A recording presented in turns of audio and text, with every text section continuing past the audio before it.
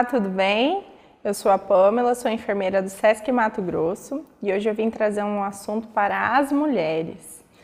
Um assunto que a gente fala muito, que é muito ouvido e ainda não chegou ao ouvido de todo mundo, né? Então é importante que nós traçamos e conversamos ainda mais sobre esse assunto. É um assunto para trazer uma informação simples, mais didática para vocês e incentivar a procurar fazer os exames todos os anos. Hoje a gente vai conversar um pouquinho sobre câncer de mama e câncer do colo do útero.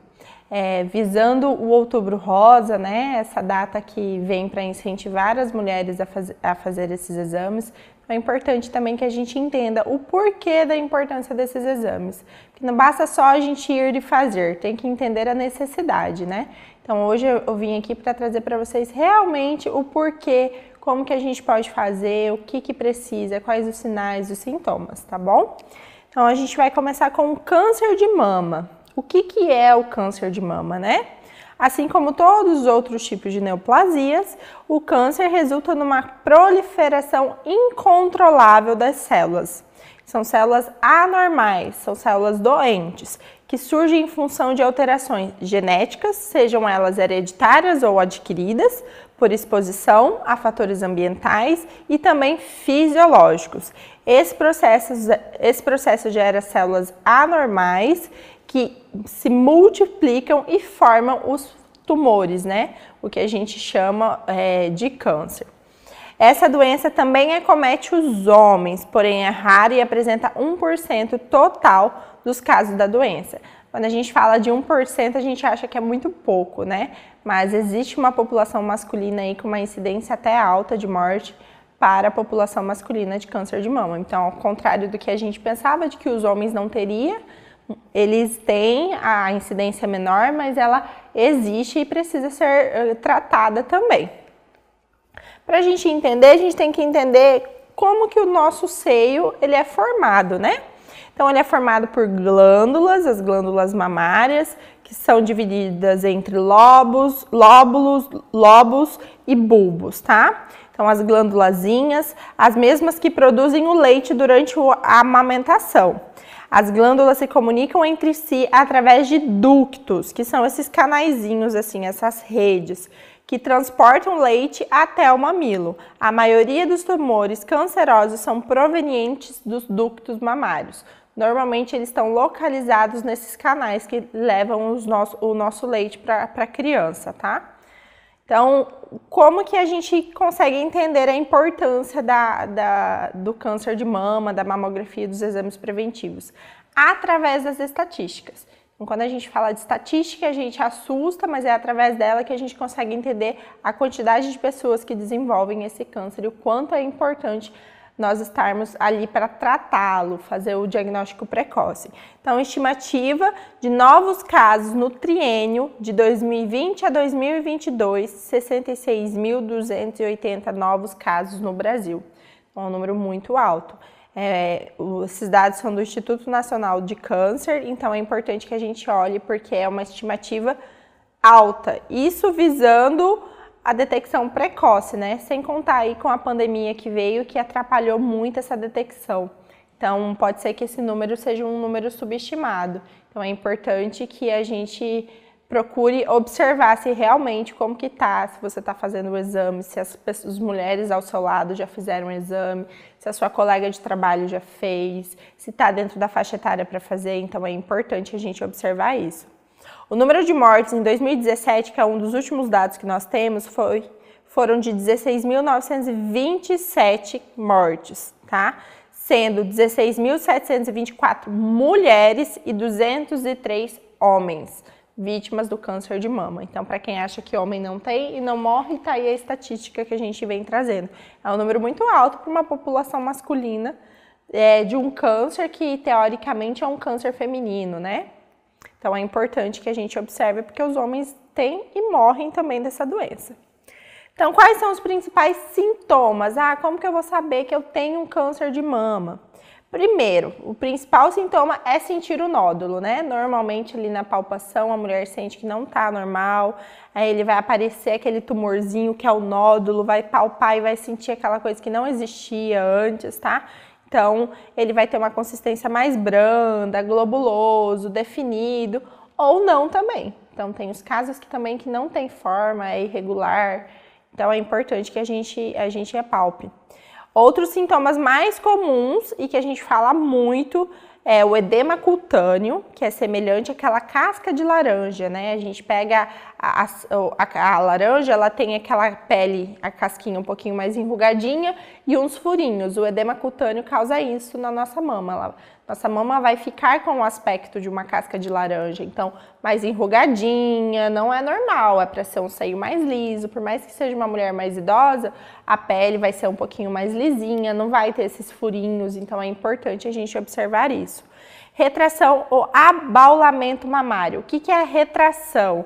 É a retração do bico, da nossa auréola. Normalmente ela inverte para dentro, ela retrai para dentro da mama. Então o bico que seria para fora, projetado para fora, ele vai estar ficando invertido para dentro da mama. Então isso é um sinal e sintoma. Algia, que é a dor, né? Dor no seio, não tô no período menstrual, não tô para menstruar, não acabou meu período menstrual e eu tô sentindo essa dor no seio, peraí, tem algo errado, eu preciso procurar ver o que é. Hiperemia, que é a vermelhidão, a coloração diferente, tá? É importante a gente observar. A inversão, descamação ou ulceração do mamilo, então se você está criando alguma lesão na região da auréola do mamilo, ou até mesmo no seio, alguma lesão que não existia, que surgiu, que vem com secreção ou não, tá? E aí a secreção também é um sinal e sintoma, então se você não tá amamentando, tá saindo secreção do seu mamilo, peraí, tem alguma coisa errada, eu preciso ver o que é. Essa secreção tem cheiro, essa secreção tem coloração, é importante a gente observar isso aí. E os linfonodos axilares palpáveis, o que são os linfonodos? É aquelas glândulas que nós, quando a gente tem dor de garganta, a gente sente aqui, apalpa e tá aumentada essas glândulazinhas, tá dolorida. Nós temos essas glândulas em várias partes do nosso corpo. E nas axilas nós temos, normalmente quando tem um tumor, alguma doença, nessa região, esses linfonodos das nossas axilas, eles vão estar palpáveis. Você vai apertar e você vai sentir esse linfonodo maior. Então, isso é um sinal e sintoma muito importante para que a gente observe, tá? Agora, como que é feito o diagnóstico de um câncer de mama, Pamela? Como que eu faço? Primeiro, a investigação que vai ser o exame clínico das mamas feito por um profissional, seja ele médico ou enfermeiro. Como que ele vai fazer? Ele vai apalpar o seu seio todinho para ver se ele detecta, se ele sente algum nódulo. Ele vai observar o seu seio também para ver se ele tem alguma irregularidade, se ele está diferente um do outro, se a coloração lá que eu falei de sinais e sintomas para vocês está apresentando, então é importante. Depois que a gente faz os exames clínicos, aí ele vai recomendar ou a mamografia, a ultrassonografia e a ressonância magnética, tá? São os exames mais complementares para a gente detectar se vai ter ou não. A mamografia, ela consegue visualizar nódulos menores que um grãozinho de areia, então assim, algo bem pequenininho, um carocinho de arroz ele já começa a visualizar. Então é importante a mamografia, porque é desconfortável, as mulheres não gostam, mas é através dela que a gente vai conseguir detectar as menores possibilidades de um câncer. Então aquele tumor bem pequeno, aquela casquinha de ovo que vem normalmente, que grande parte das mulheres tem, é através da mamografia que a gente vai visualizar. A confirmação se é um câncer ou não, é feita por meio da biópsia. Assim como todos os outros tipos de câncer, a biópsia é o que tem de mais importante. Você vai fazer a punção da biópsia e ali na lâmina a gente vai conseguir visualizar se aquela célula daquele tumor é uma célula doente, uma célula cancerosa ou não, tá? Então essa é a forma da gente detectar. Como é feito o diagnóstico, né? O câncer de mama pode ser detectado desde as fases iniciais em até grandes casos. Então, aumenta a possibilidade de tratamentos menos agressivos e com as taxas de sucesso maiores. Então, quanto antes nós detectarmos um câncer de mama, melhor vai ser a nossa taxa de evolução da doença, né? De melhora, de prognóstico bom. Então, quanto antes a gente detectar, menos problemas nós vamos ter lá na frente. Todas as mulheres, independente da idade, devem ser estimuladas a conhecer o seu corpo para saber o que é e o que não é normal na nossa mama. Então, quem que vai saber se tem alguma alteração? Esse mês eu tinha um nódulo, mês passado eu não tinha um nódulo, quem que vai conhecer? É você. Então, essa é a importância de você se tocar. Ah, eu preciso, como que eu vou fazer esse toque? Tem um jeito correto? Não tem um jeito correto. Você vai apalpar uma vez ao mês, de preferência que não seja no período que você tá, no período menstrual, né? Antecedente ao período menstrual ou pós o período menstrual, 2, 3 dias depois. E uma semana antes do período menstrual, porque é normal que as nossas mamas fiquem um pouco mais doloridas nessa fase. Mas antes disso, durante uma vez ao mês, você precisa se tocar. Então, eu vou apertar, vou palpar, ver, opa, isso aqui não existia mês passado, esse mês está aparecendo, o que que é? Então, vou procurar uma investigação clínica, tá? E a mamografia, Pamela, isso é uma dúvida muito grande, porque a ultrassom, quando a gente vai desde nova no ginecologista, o ginecologista vai solicitar essa ultrassom. A mamografia, a gente tem um período, uma idade, uma faixa etária correta para ser feita. Por que que precisa dessa idade? Porque nós temos, nossa mama, assim como nós, ela envelhece. Então, quando é uma mama muito jovem, ela é uma mama de uma mulher de 30, até 40 anos, ainda é uma mama muito jovem, então ela vai ser densa. Nós vamos colocar no aparelho e o aparelho não vai visualizar, porque vai ficar todo branquinho, porque é uma mama jovem, ela tem um tecido de gordura mais forte, ainda não é um tecido mais amolecido. Então, a gente não vai conseguir visualizar. Então, a mamografia ela é recomendada pelo Ministério da Saúde de 50 a 69 anos, tá?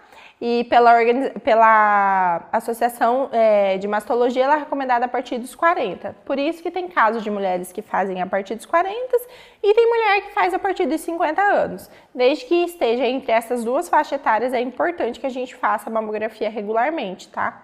Então, além do que mais, quando a gente faz mamografia muito cedo, além de estar exposta à radiação, que é uma radiação muito baixa, mas nós ficamos expostas, que é uma radiação que não faz mal, mas aí você começa a fazer o exame muito cedo, então isso lá na frente pode ter algo, tá? Além disso, a gente pode ter os falsos positivos ou os falsos negativos, né? Como eu disse, é uma mama muito densa, nós não conseguimos visualizar muita coisa. Mas lá na frente, a partir da idade correta, a gente vai conseguir visualizar. Vou mostrar para vocês a diferença de uma mama densa e uma mama não densa. Não sei se vocês conseguem visualizar. A mama densa é uma mama branca. Você pode ver que a imagem dela é uma imagem totalmente esbranquiçada. Então, ali a gente não consegue visualizar se tem um nódulo ou não. Já uma mama não densa, ela vai ser mais transparente, vai ser mais sólida. Qualquer coisinha que a gente identificar ali, a gente vai conseguir visualizar. Então, até uma mulher que fez uma cirurgia, grandes casos, né? A gente vê no consultório, uma mulher que fez uma cirurgia e lá na imagem aparece o ponto que ela deu nessa cirurgia, nessa mama. Então, através da mamografia na idade correta, nós conseguimos visualizar bem melhor do que numa mama muito densa. Como eu disse para vocês, fica tudo muito esbranquiçado, nós não conseguimos visualizar nada. Não dá para saber o que é um tumor e o que não é um tumor. O que é uma glândula mamária ou o que não é uma glândula mamária. Entendeu? Fica tudo muito ruim para visualizar. Então, quais os fatores de risco para a gente desenvolver um câncer de mama? Primeira coisa que a gente tem que entender, nós temos 3 tipos de fatores de risco. Fatores genéticos hereditários, que nós não conseguimos mudar, então não tem o que fazer com esses fatores, nós já nascemos com ele. Fatores de história reprodutiva e hormonal, que nós adquirimos ao longo da nossa vida, e fatores ambientais e comportamentais. Então, são esses 3 tipos de fatores de risco que vai influenciar no desenvolvimento ou não de um câncer de mama. Fatores genéticos e hereditários, que nós não conseguimos mudar. História familiar de câncer de ovário, é um histórico muito forte, é um fator de risco muito avançado para câncer de mama. Casos de câncer de mama na família, principalmente em mulheres antes dos 50 anos. Então, aquela tia, avó que teve câncer de mama aos 45, aos 46, aos 40, precisa ser investigado e você vai investigar ele ainda mais cedo do que o normal, tá? História familiar de câncer de mama em homens. Então, família que tem câncer de mama em homem, ele é muito raro, mas ele existe. Ele existe e ele tem uma incidência muito alta, né? Como eu mostrei para vocês. Então, família que tem, mulheres que têm familiar masculino com câncer de mama é um fator de risco altíssimo. Esses são fatores de risco hereditários e genéticos que nós não conseguimos mudar. Infelizmente, a gente não consegue. Mas aí a gente entra ali nos fatores de história reprodutiva e hormonal. Aí a gente talvez consiga mudar alguma coisa. Primeira menstruação antes dos 12 anos é um fator de risco, mulheres que menstruaram muito cedo. Não ter filhos também entra como um fator de risco por conta da questão hormonal, da amamentação, que é um fator de proteção. Então, tudo isso influencia.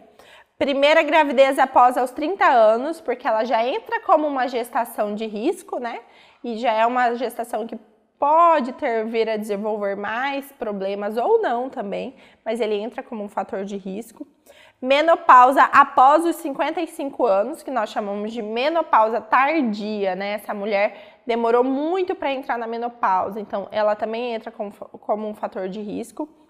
Uso de contraceptivos hormonais, isso é um fator que nós conseguimos mudar, né? Que são os usos dos anticoncepcionais ou algum método hormonal para não concepção. Então, também é um fator de risco. E ter feito reposição hormonal, principalmente por mais de 5 anos. Eu entrei na menopausa, eu tenho todos os sintomas da menopausa, os fogachos, a questão hormonal, a falta de libido. Eu usei por muito longo tempo, mais de 5 anos, a reposição hormonal. Então, ele também entra como um fator de risco. Assim como ele é um fator muito grande para quem já tem histórico familiar de câncer, que faz reposição hormonal, não é tão recomendado. Precisa ser avaliado com seu médico, conversado, dosado o prós e o contra dessa reposição hormonal. Então, é importante também a gente falar disso. Agora, fatores ambientais e comportamentais. Esses são os fatores que nós conseguimos mudar de qualquer forma, né? Não interessa, se você tiver um hábito de vida saudável, você não vai ter esse fator de risco. Então, obesidade, sobrepeso são os principais, tá? Para todos os tipos de câncer, principalmente se essa obesidade e esse sobrepeso vir após a menopausa.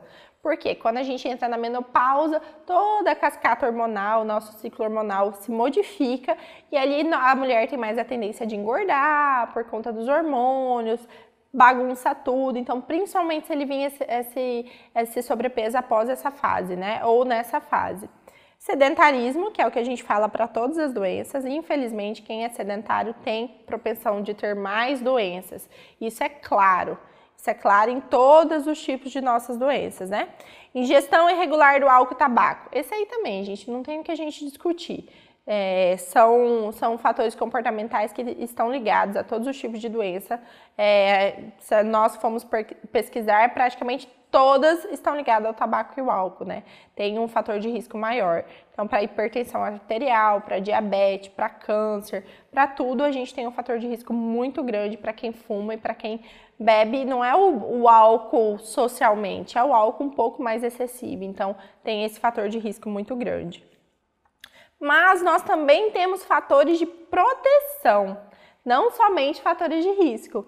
Graças a Deus aí a gente tem um fator de proteção muito bom, né? Cerca de 30% dos casos de câncer de mama podem ser evitados com a adoção de hábitos saudáveis. Olha que coisa boa. Praticar atividades físicas, alimentar-se de forma saudável, manter o peso corporal adequado, principalmente aquele peso, aquela gordurinha que a gente tem na região abdominal, é muito importante. O aleitamento, o fato de nós amamentarmos, ele entra como um fator de proteção. Então, mulheres que amamentaram até os 6 meses têm um fator de proteção um pouquinho melhor. Então, é importante. Isso não quer dizer que se ela não amamentou, ela vai desenvolver um câncer de mama. Não, só quer dizer que ele entra como um fator de proteção também, tá? E realizar o toque das mamas regularmente, que é o que a gente fala, se tocar, né? Saber como tá o seu corpo, saber se tem alguma coisa diferente, saber se se conhecer, né? É nós que temos que nos conhecer, saber o que tem de irregular no nosso corpo. E aí a gente fala mais uma vez da importância do toque, né? Não tem jeito certo, não tem como, ai, Pamela, eu preciso começar fazendo caracol, eu preciso fazer zigue-zague. Não, gente. Importante é você se tocar, independente da forma que você toca. Desde que você toque toda a região da sua mama, que você veja certinho a simetria, se ela tá tamanho diferente, como que tá. Isso é importante, independente da forma. Se você vai começar com caracol, se você vai fazer zigue-zague, se você vai apalpar fazendo rodinha, não interessa, desde que você faça. Até porque, ó, 95% dos casos de câncer de mama podem ser curados desde que detectados da forma precoce. O quanto antes nós detectarmos, menos chances a gente tem e a menor a incidência para a morte, né? Então é importantíssimo que a gente se conheça, se toque e faça os exames regulares. Então essa é a dica-chave de ouro, né? Que eu falo para vocês. Mas e aí, Pamela, o que eu devo procurar no exame do toque? Primeira coisa que a gente vai procurar é endurecimento, né, da mama. Essa mama tá endurecida, ela tem caroço, tumor, né? Isso é a primeira coisa que a gente vai visualizar, vai procurar. Eu tenho algum tumor? Peraí, não tenho? Ótimo, beleza, tenho. Como que ele tá? Ele tá evoluindo? É assim mesmo? O que eu vou fazer? Procurar um exame? Mudança no contorno da mama. Cada mulher vai ter uma mama de um jeito, né? Ninguém tem o seio, todas as mulheres têm o seio igual. Mas e aí, você conhece o seu seio? Ele é daquela forma, ele tá mudando o contorno de um dia para o outro? Peraí, tem alguma coisa errada, eu preciso observar. Desconforto ou dor em uma única mama, né? Então, meu lado direito tá doendo, o lado esquerdo não tá doendo. Então, peraí. Por que o direito tá doendo? Eu preciso procurar ver o que é. Secreções, né, que é o que a gente fala, você expressou o mamilo, apertou o mamilo, você não tá amamentando, tá saindo secreção, é um sinal de alerta, eu preciso procurar isso aí. Mudanças no mamilo, né, a retração, a inversão dele, quando ele entra para dentro, que a gente chama, que ele retrai, né, o biquinho para fora, o biquinho já não tá mais para fora e ele tá retraindo para dentro, então isso é um sinal. E alterações da pele, o que eu vou procurar? A casca de laranja, se ele tem um aspecto de casca de laranja, se tem lesão, se tá vermelho, se tá coçando, se tá com ferida, tudo isso eu vou observar. Então esse é o que você precisa procurar quando você vai olhar a sua mama, quando você vai fazer o toque. Então esses são os sinais que a gente precisa procurar. Olhei, opa, não tem nada? Maravilha, não tô na idade de fazer mamografia? Perfeito. Agora, não tem nada, mas eu tô na idade de fazer mamografia e eu não fiz mamografia, vamos procurar um médico para fazer o exame, tá bom? Essa é a regrinha de ouro. Como eu falei para vocês, não tem técnica, né? Vocês só vão somente realmente tocar e procurar essas coisas que eu disse para vocês e observar.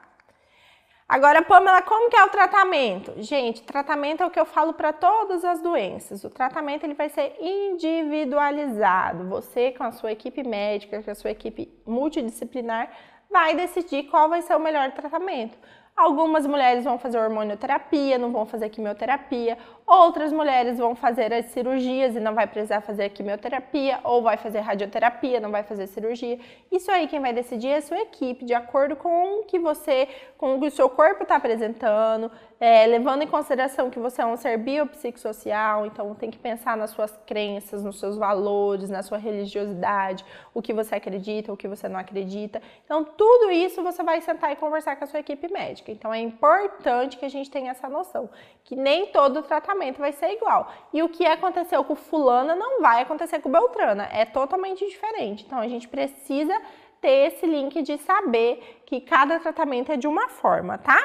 Mas os mais comuns são a quimioterapia, a radioterapia, também as cirurgias e a hormonioterapia. Então, quem vai decidir vai ser a sua equipe realmente e vai também depender do estadiamento dessa doença. Se você foi diagnosticada no início, no meio, já mais avançado, então tudo isso tem que ser levado em consideração, tá? Uma coisa que eu digo para todo mundo, que é muito importante, gente, não é porque eu faço o autoexame da minha mama todo mês que eu não preciso fazer uma avaliação com um profissional. Não. Preciso, obrigatoriamente, uma vez ao ano, fazer uma avaliação com um profissional.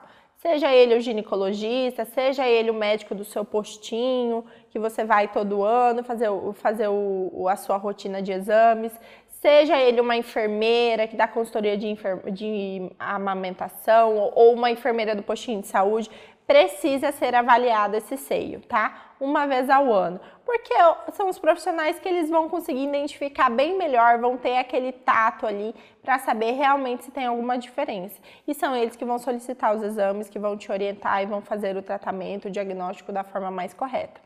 Então, ele não exclui, o autoexame das mamas não exclui o diagnóstico e uma avaliação clínica, tá? É importante uma vez ao ano, obrigatoriamente. Mamografia, a gente orienta a cada 2 anos, se aquela mama não teve alteração. Então, eu fiz, não tive alteração. Vou fazer ano que vem de novo? No seu exame, todos os exames, ele vem orientado. Recomendado repetir o exame a cada 2 anos. Recomendado repetir o exame ano que vem. É recomendado fazer uma ultrassom para ter um complemento. Então, porque um exame complementa o outro. Então, isso tudo vai vir no seu exame, o médico vai te indicar. Mas, normalmente, é a cada 2 anos, tá? Que se faz uma mamografia. E aí, o questionamento que eu quero deixar para vocês é: quando você fez a sua última mamografia? Mulheres que estão aí dentro da faixa etária dos 40 aos 69 anos, quando que você fez a sua última mamografia? Já fez esse ano? Se não fez, vamos lá, que dá tempo ainda, a gente precisa correr atrás, precisa ir atrás de fazer. Pamela, não estou em idade de fazer mamografia. Fez ultrassom? Passou no seu ginecologista, passou num postinho de saúde, solicitou ultrassom, fez ultrassom, tem alguma coisa alterada? Se não tem, vamos acompanhar, não precisa acompanhar. Tudo isso é importante, mas a gente só vai conseguir ter esses dados, né? Esses dados clínicos, se nós procurarmos uma unidade de saúde. Então, é a única forma da gente ter esse diagnóstico, tá bom? Então, sobre câncer de mama, era isso que eu tinha para falar para vocês. Agora, a gente vai falar de um outro assunto que é muito cobrado também, e nós também temos um pouquinho de receio, vergonha de falar ou de fazer o exame, porque é um exame um pouquinho mais constrangedor, né? Que é o câncer do colo do útero. O câncer do colo do útero, gente, ao contrário do que todos os outros cânceres, ele é um único câncer que nós conseguimos travar, parar na população, extinguir da população para sempre. Porque é um câncer que a única causa deste câncer é um vírus sexualmente transmissível. Então, se é um vírus sexualmente transmissível, nós conseguimos eliminar ele. O câncer do colo do útero, ele só existe por conta do HPV, que é o papiloma vírus humano. É aquele vírus que ocasiona umas lesões que parecem verrugas na região genitália, tanto masculina quanto feminina, porém no homem ele só causa verruga, né? Na mulher ele causa o câncer do colo do útero. Então é importante a gente observar a nossa região genitália, saber o que tem diferente, mas ele é o único causador. Não necessariamente eu vou precisar ter a verruga para eu ter o câncer do colo do útero. Grande maioria das vezes nós não apresentamos os primeiros sinais, que é a ferida da verruga, realmente nós não apresentamos, e aí sim apresentamos ao longo do tempo um câncer do colo do útero, tá? Esse vírus ele vai infectar tanto pele, mucosas, tanto ânus, vagina, essa região perianal, garganta, boca, céu da boca, os grandes lábios, então é importante tudo isso aí. Então, normalmente ele ocasiona essa verruga nesses locais, tá? Mas não necessariamente pode ter a verruga, como eu falei para vocês.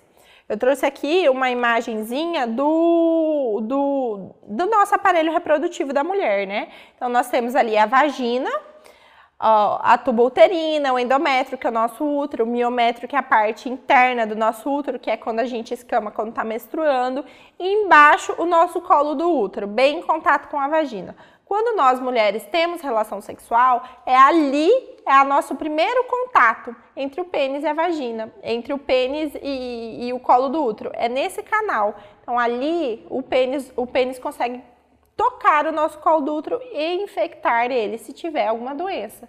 Então, ali que ocasiona o câncer do colo do útero. Ele vai lesionar esse colo, ele vai fazer feridas escamosas. Essas feridas, ela evolui tanto do primeiro estágio até o quarto estágio, até que ela vira um câncer.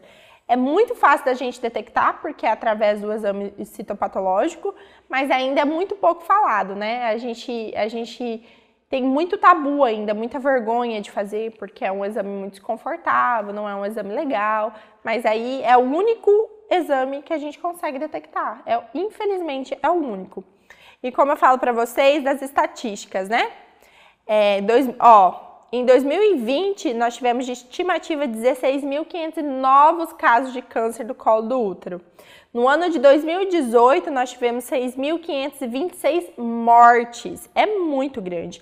E ele é responsável por 311 mil óbitos por ano, sendo a quarta causa mais frequente de câncer, de morte por câncer em mulheres.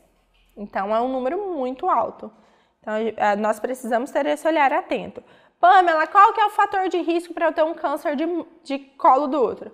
Primeiro, relação sexual sem camisinha. Isso aí a gente abre porta para vários precedentes de várias doenças. Então, se você já teve uma relação sexual sem camisinha alguma vez na sua vida, pode ser que você tenha o vírus e não saiba. Pode ser que ele esteja latente no seu corpo e você não desenvolveu a doença. Ou desenvolveu e ainda não foi detectado. Então, é importante a gente realizar esse exame. Início precoce de atividade sexual em múltiplos parceiros, porque você se torna mais exposto a ter o vírus e a ter a doença.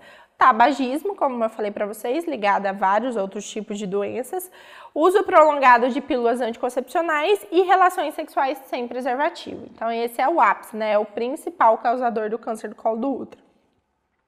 Então, qual que vai ser os sinais e sintomas dessa doença?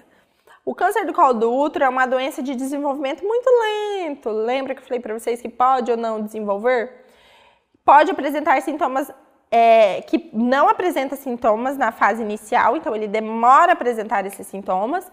Nos casos mais avançados, ela vai começar a evoluir com um sangramento vaginal intermitente, então ele vai e volta aquele sangramento fora do período, os famosos que nós achamos que é escape, então estou no meio do meu ciclo, apareceu um sangramento. Peraí, tem alguma coisa errada. Sangramentos após relação sexual é muito importante também que a gente fala. Então, após relação sexual, tá tendo algum sangramento, é um sinal de alerta.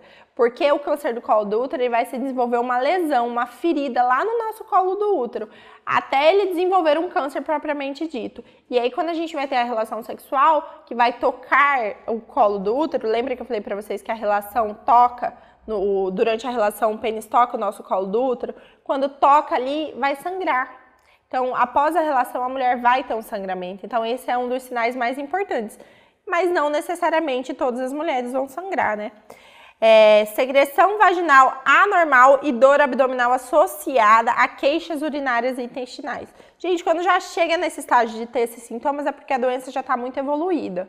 Essa mulher não está fazendo um exame preventivo, ela não fez todo ano, está 2, 3 anos sem fazer e aí está apresentando esses sinais. Normalmente é aí que a gente consegue ter ideia que possa ser, se a mulher não fez o exame. Então, é importante que a detecção e o exame todos os anos, né? Então, qual que é o diagnóstico? O diagnóstico é um único só, citopatológico do colo uterino. Ou conhecido como preventivo, ou conhecido como exame da mulher, ou conhecido como CCO, ele tem vários nomes, dependente da região que você mora, ele tem os nomes diferentes, tá? Esse é o exame que a gente vai fazer. Quando nós realizamos esse exame, tem uma lesão suspeita no colo do útero, tem uma ferida suspeita, normalmente o médico indica você fazer um outro exame que chama colposcopia, né? Que ele também vai realizar no colo do útero, o médico vai conseguir visualizar com colposcópio, que é como se fosse uma lupa, que ele vai conseguir visualizar aquela célula que tem no seu colo do útero, aquela lesão. Se aquela lesão tem visualmente alguma chance de ser ou não um câncer. E depois, como todos os outros tipos de câncer, uma biópsia, tá? Então, a biópsia é precedente para a gente ver se essa célula é uma célula cancerígena ou não. Então, como que é feito o exame preventivo? Porque esse é um exame que é gratuito, a gente encontra no SUS, em todas as unidades de saúde e de atenção básica, então no postinho de saúde, perto da sua residência, você vai lá, eles têm o exame para fazer. Pode ser que ocasionalmente o município não esteja fazendo o exame, ocasionalmente o postinho não está fazendo o exame, mas é o exame que você faz no postinho de saúde. E é o mesmo exame de quando você vai na rede particular, no ginecologista, o ginecologista vai realizar esse exame também, tá? Ele é a melhor forma de detectar as alterações iniciais, aumentando os melhores condições de prognóstico com tratamento precoce.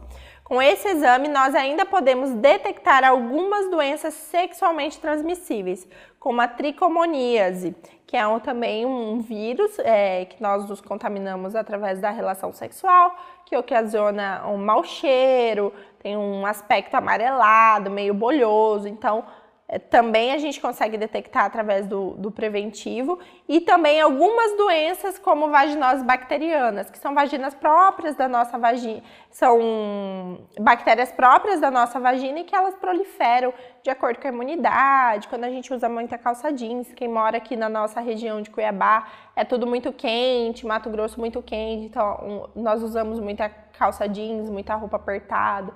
Aí a imunidade cai, também pode ocasionar algumas vaginoses, como candidíase e gardnerella, que são comuns. E aí nos consultórios, grande parte das mulheres já teve ou vai ter alguma vez alguma dessas vaginoses. Não são sexualmente transmissíveis porque são fungos próprios da nossa vagina, tá? Esse exame é recomendado que seja feito uma vez ao ano em mulheres a partir dos 25 anos de idade, ou então que já tiveram relação sexual. Pamela, eu tive relação sexual com 16 anos, eu sou obrigada a fazer? Gente, é obrigada a fazer. A partir da primeira relação sexual, nós já orientamos, porque quanto antes a gente educar essa mulher e ensinar ela o que tem de normal e o que não tem de normal na região genitália dela, e ela observar secreção, coloração, sinais e sintomas, menos a gente vai ter chance de desenvolver. Então, é através da educação em saúde, é através da explicação que a gente vai conseguir travar essa doença, né? E da detecção precoce, tá? Então, como que é feito esse exame, Pamela? O que eu preciso fazer? É um material que vai ser coletado do colo do útero, a enfermeira ou o médico que for fazer o exame, ele vai introduzir um aparelhinho, que é um espéculo. Esse aparelhinho é de acordo com o seu tamanho estrutural do seu corpo, então nós temos PMG, o tamanho do aparelho, então a gente vai introduzir o aparelho, vai abrir esse aparelho para conseguir visualizar o colo do útero. Visualizando o colo do útero, ali nós já conseguimos ver se tem uma ferida, se tem uma lesão, se tem uma secreção diferente que não está normal, se tem um odor, se não tem um odor. Então, através só do olho, de bater o olho, nós já conseguimos visualizar. Dali, a gente vai coletar uma secreçãozinha com uma espátulazinha, que chama espátula de Aires, e depois com uma escovinha a gente vai coletar de dentro do colo do útero e vai passar numa lâmina. Esse é o exame do preventivo. Ele não dói, algumas mulheres têm um pouquinho de desconforto, como se fosse uma cólica menstrual, mas a grande maioria das mulheres não vai sentir nada. Ele vai fazer o exame, ela vai sentir só um desconfortozinho, porque ele não dói, é só um incômodo, realmente como se fosse uma cólica, tá? E esse é o único exame que a gente vai detectar o câncer do colo do útero. E quais são as condições para nós fazermos o exame? Primeiro, a mulher ter tido relação sexual alguma vez na vida dela, não estar menstruada, porque senão a gente não vai conseguir visualizar o colo, nós vamos visualizar somente a secreção da menstruação, então não é essa a intenção, tá? Não pode fazer ducha vagina, quem tem o costume de lavar, isso é algo que não é orientado. Os médicos ginecologistas já trazem vários estudos que mostram que as mulheres que fazem duchas vaginais, que têm o costume de lavar dentro da vagina, não é recomendado, porque ali a gente retira toda a nossa flora protetora. Então, você fica mais suscetível a ter infecção quando você lava por dentro. Ah, Pamela, mas eu uso sabonete íntimo por dentro. Não, gente, não é orientada. Essa recomendação, tem vários estudos que já mostram que não é essa a recomendação. Então, água, sabonete é só na parte externa da nossa vagina, nunca do lado de dentro, para você não retirar as bactérias protetoras. Também não é recomendado que a mulher esteja em uso de cremes ou pomadas por mais de 48 horas. Então a gente orienta, ó, tá usando creme? Vamos esperar aí de 3 a 4 dias pra gente conseguir coletar o exame. Porque senão eu vou coletar somente o creme que tá naquele colo do útero. Eu não vou conseguir coletar a secreção dela, que é o que nós precisamos visualizar na lâmina, né? Então também é importante. E não ter relação sexual por mínimo 48 horas antecedentes ao exame também. Porque senão aquele colo pode estar um pouquinho inflamado da relação, ou pode ter a secreção também do sêmen do homem. Então não é essa a intenção de nós coletarmos o CCO, é para coletar a secreção da mulher e as células ali dentro do colo do útero, tá? E aqui eu trouxe para vocês uma imagem de como que a gente vê o colo do útero, como que nós conseguimos visualizar. Bem em cima ali onde é o colo normal, é a imagem do que nós vemos quando a gente coloca o aparelho. Então o enfermeiro, o médico vai visualizar aquilo ali, ó, um colo rosinha, branco, rosinha, brilhoso, ele não tem uma secreção muito esbranquiçada, ele não tem nenhum aspecto de lesão, ele não tem nenhuma ferida. É isso que nós esperamos visualizar no exame. É isso que precisa ser do seu colo do útero, né? Nesse aspecto normal. Aí, lembra que eu falei para vocês que para ele chegar num câncer, ele passa por 4 estágios? Então, aí a gente vem os estágios das lesões, né? Lesão de baixo grau. Então, aqui nós vamos visualizar uma lesão de baixo grau. A gente já consegue ver que ela tem uma feridinha bem no centro do colo, no orifício. Ali a gente já consegue visualizar uma secreção um pouquinho mais diferente. Ele não tá rosinha, brilhoso, ele tá opaco. Então, tudo isso a gente visualiza, tudo isso nós avaliamos. Aí ali, depois a gente já vem uma lesão de alto grau. Tá vendo que ele já tá mais esbranquiçado, o rosinha já se perdeu totalmente.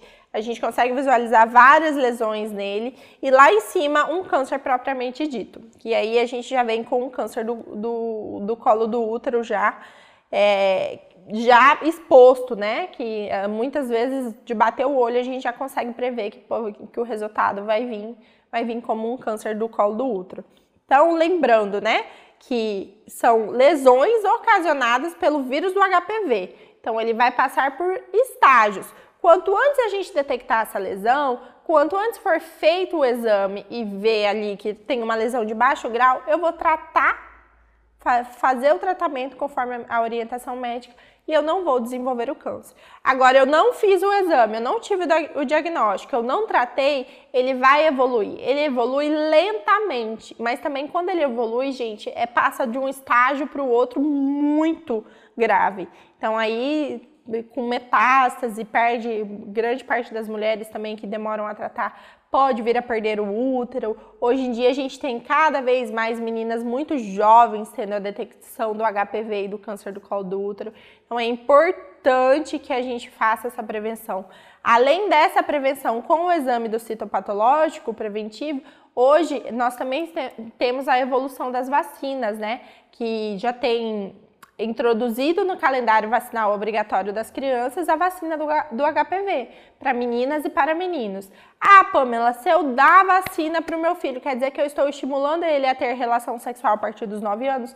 Não, gente. A intenção da vacina é que ela funciona melhor nessa faixa etária que nunca teve relação sexual, que nunca teve contato com o vírus.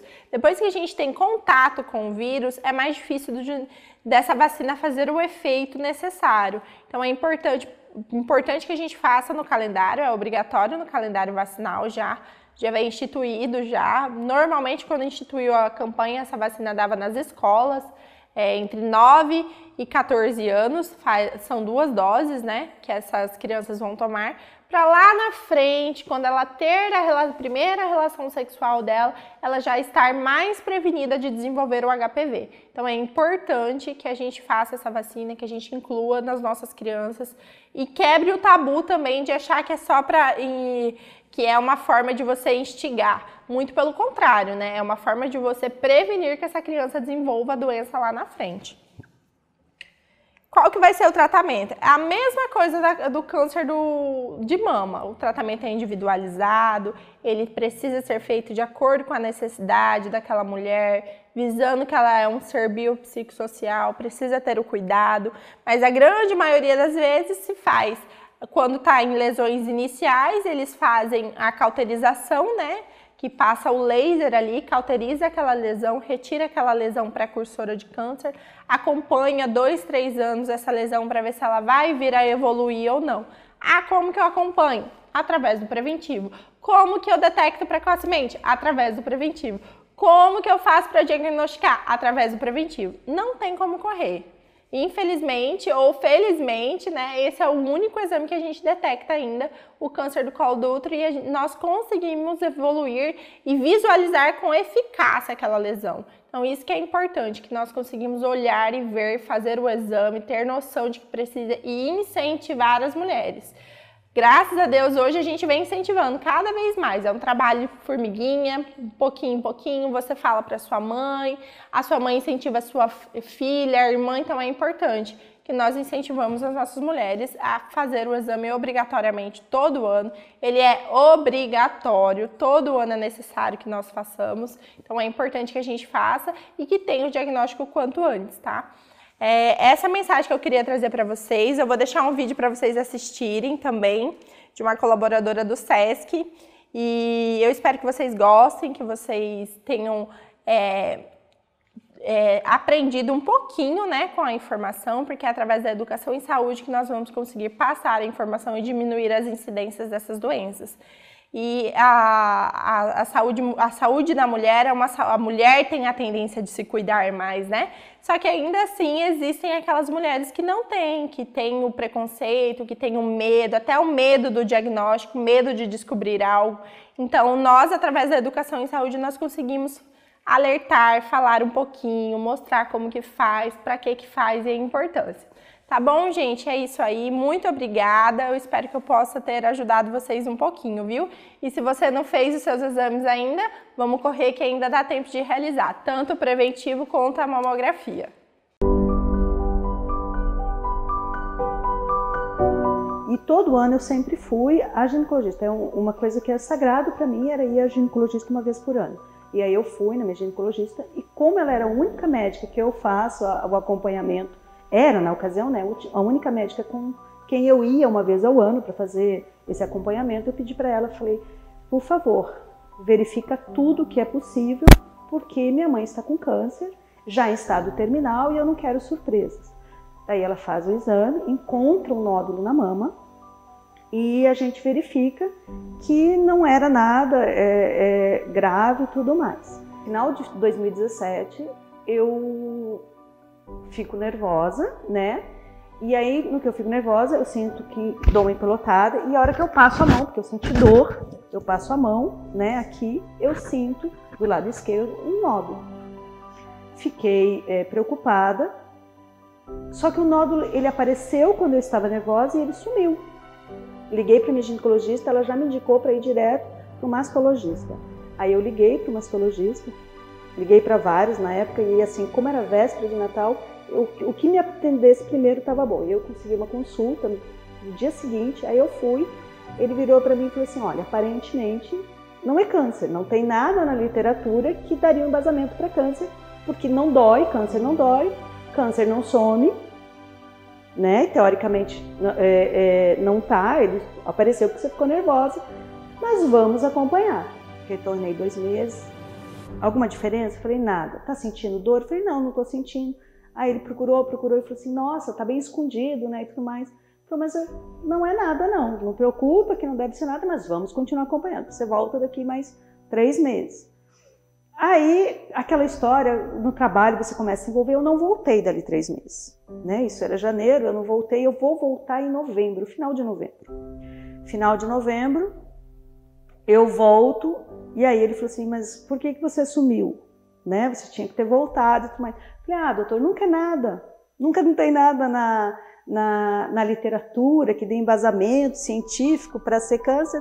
Aí eu não voltei, eu me dei umas férias do senhor. E aí ele falou assim, tá aí ainda? Eu falei, tá. Ele falou, não podia estar, Célis. A gente vai ter que fazer olhar com mais cuidado com relação a isso. Eu acho que eu chorei tanto aquele dia e tudo mais, mas eu consegui fazer os exames. Eu fiz os exames às vésperas do Natal. E aí eu passei, no fazer o exame da ressonância e tudo mais, já vi que tinha diferença na reação da médica, porque eu sempre fazia com a mesma médica, ele pedia para fazer os exames com a mesma médica, porque tem o olhar da médica, com o histórico passado e tudo mais. E aí eu vi que ela estava diferente, fiz perguntas, ela não me respondeu, mas eu senti uma diferença. Aí todo mundo fala assim, não, é porque você está cismado e tudo mais. Passou Natal, passou Ano Novo. 9 de janeiro eu fui buscar o resultado da ressonância, do PET scan levava mais uns dias. E aí eu fui buscar o resultado do exame da ressonância e no estacionamento, eu lembro como se fosse hoje, né? Tinha um quadro de quando eu era menina que minha avó escreveu, ela copiou, ela desenhou e fez uma cópia do quadro, eu não sei de quem é a coisa, mas disse o quadro, a frase era assim, mais ou menos assim, a história era mais ou menos assim: quando você viu só suas pegadas na areia, porque eu te peguei no colo, né? Aí eu sentei no carro, falei, não vou abrir, eu falei, não consigo não abrir, eu vou abrir. E aí a hora que eu pensei nessa fala, eu falei assim, me pega no colo para eu poder carregar e caminhar nessa jornada. Eu já tinha perdido minha mãe, e aí eu falei assim, seja o que eu não aprendi com o câncer da minha mãe, que eu aprenda com o meu. Mas me pega no colo para eu poder caminhar. E aí, a hora que eu abri o exame, estava dizendo que tinha um nódulo, alguma coisa que tinha que fazer. Aí fomos fazer a punção, porque ainda estava em dúvida se era ou não, no seio não achou nada, mas aqui já diziam que podia ser, né? Aí fez a punção, e a punção deu que era câncer, né? Mas o médico não acreditou no resultado, e ele pediu para outro laboratório rever o exame da punção. E aí a gente reviu o exame da punção e deu que era câncer. Não tinha mais dúvida que era metástases num câncer. Bom, aonde está o câncer? Né? Nisso, a gente falou assim, não vamos esperar o resultado do PET scan. A gente vai tirar teu seio. A gente mexeu, não podia ter mexido na axila, que é a metástase, a gente mexeu, então agora a gente tem que correr muito contra o tempo. A gente vai tirar teu seio, deve ser um câncer oculto, e a gente vai tirar teu seio porque não consegue achar. Bom, em resumo da conversa, quando eu vou entrar para a sala de cirurgia, minha irmã conseguiu chegar com o PET scan, e aí verificou-se que o câncer estava embaixo do mamilo, e ele tinha 1 milímetro. E foram 6 meses de luta. Nesses 6 meses que terminou a químio, quando eu terminei a químio e passou para a químio oral, né, que é o que eu estou atualmente, eu tenho que tomar por 5 anos a químio oral, acabou praticamente os efeitos. E ele me pegou no colo. Eu continuo no colo dele até hoje. Se você olhar minhas pegadas, meus rastros, não tem rastro meu, só tem dele. Acho que é uma grande lição, né? Como eu disse lá no começo, o que é que eu não aprendi com o câncer da minha mãe, que eu tive que ter um câncer para aprender? Bom, me respeitar, né? Respeitar eu como pessoa, como ser humano, se conhecer, aprender a identificar as diferenças, os detalhes, que era uma coisa que geralmente me passava batido. Falar da doença, para mim é algo positivo, eu acho que só me fortalece, e também acredito que ajuda as pessoas, que às vezes um fala assim, mas câncer não dói. Aí eu sempre falo, pensa que tudo que eu tinha não estava na literatura. Os médicos o tempo inteiro diziam, você não está na literatura. E, no entanto, era um câncer, né? Que o corpo fala com a gente. Nós é que nem sempre paramos para prestar atenção no que o nosso corpo está dizendo. A gente precisa não focar na doença, focar na vida, focar na cura. E ter fé. Seja qual for a sua fé, eu não tenho uma religião definida, mas eu me coloquei no colo de alguém para me carregar, e ele me carregou. Eu acreditei que ele ia me carregar e nunca tive dúvida de que eu estaria sendo carregada por ele. Eu acho que principalmente no que você acredita, sua mente, você focar nisso, você vai passar.